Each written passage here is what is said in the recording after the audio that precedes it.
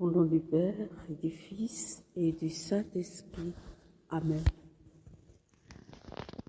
Dieu a tellement aimé le monde qu'il a donné son Fils unique, afin que ceux qui croient en lui aient la vie éternelle. Gloire et louange à toi, Seigneur Jésus.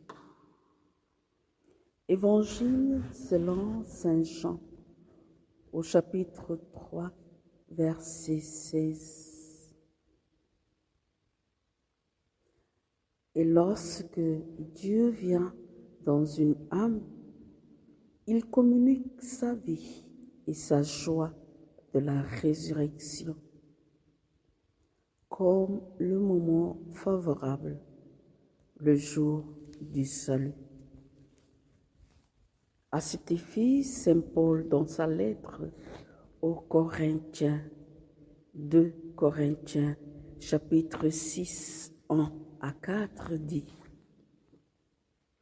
Nous vous invitons à ne pas laisser sans effet la grâce reçue de Dieu, car il dit dans l'Écriture: Au moment favorable, je t'ai exaucé, au jour du salut, je suis venu à ton secours. Or, c'est maintenant le moment favorable, c'est maintenant le jour du salut.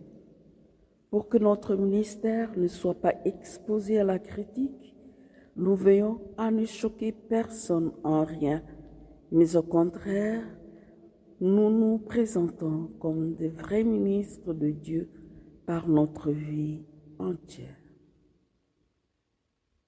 Voici le temps favorable, voici le jour du salut. Rassemblez-vous, venez, approchez tous, survivants des nations. Voici le temps favorable, voici le jour du salut. Tournez-vous vers moi, vous serez sauvés, tous les lointains de la terre.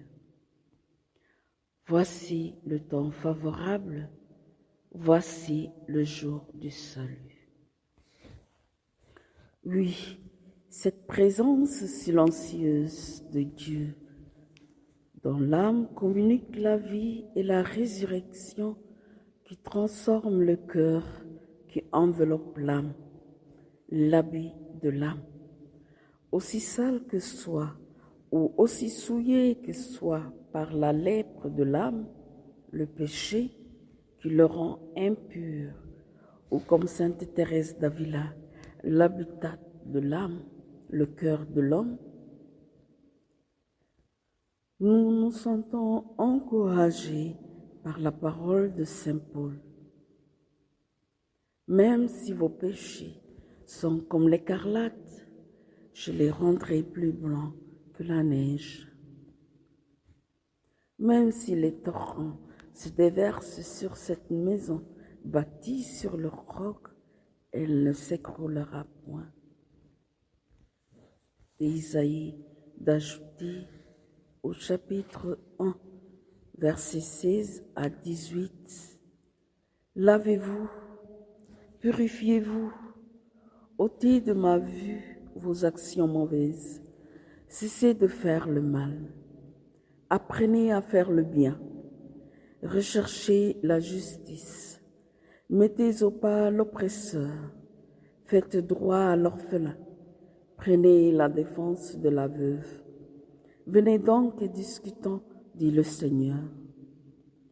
Si vos péchés sont comme l'écarlate, ils deviendront comme la neige. S'ils sont rouges comme le vermillon, ils deviendront blancs comme la laine. Cette bonne nouvelle devrait nous procurer la joie, ancrée dans la foi, mais une foi agissante, en marche. Et ce jour favorable doit être consacré au Seigneur, votre Dieu, nous dit Néhémie. Ne prenez pas le deuil, ne pleurez pas, car ce jour est consacré à notre Dieu. Ne vous affligez pas, la joie du Seigneur et notre rempart. Ô Jésus, ami des hommes, assaillis par la tentation, tu nous apprends l'obéissance dans l'amour. Accorde-nous de vivre plus de pureté intérieure et de fidélité dans l'amour. Malheureusement, les hommes ont préféré les ténèbres à la lumière car les œuvres étaient